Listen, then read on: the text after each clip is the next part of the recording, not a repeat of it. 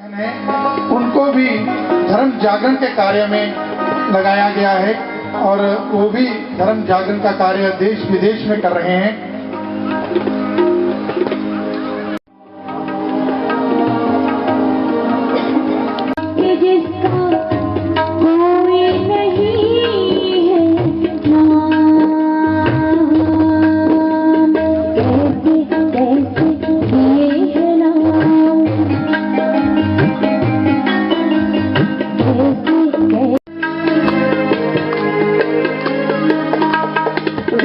सुदामा हुए बड़ भागी, सखा रूप पायो भगवान, सखा रूप पायो भगवान, सखा रूप पायो। कि ऐसा नहीं हो सकता।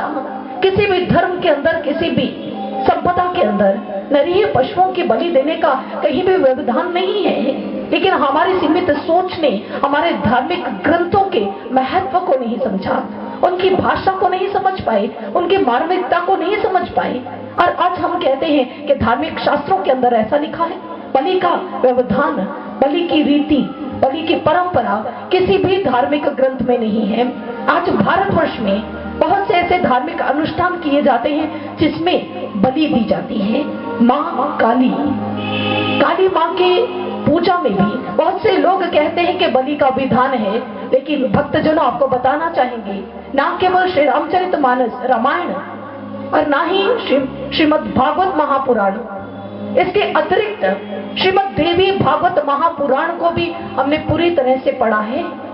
उसमें भी कहीं भी ऐसा वर्णन नहीं आता जो माँ की महिमा में सबसे महत्वपूर्ण ग्रंथ है, जिसमें माँ की महिमा बहुत विस्तार तरीके से लिखी हुई है। मार्कंडेय पुराण है, कालिका पुराण है, श्रीमद् देवी भागवत महापुराण है, दुर्गा सप्तशती है। कोई भी ऐसा धार्मिक ग्रंथ नहीं है जिसमें ऐसी बात का विधान हो।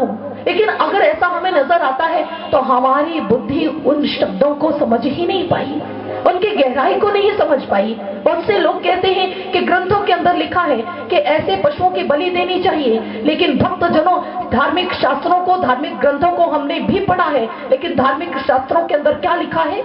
काम, क्रोध, लोभ, मोह, अहंकार, ऐसे पशुओं की बलि देनी चाहिए।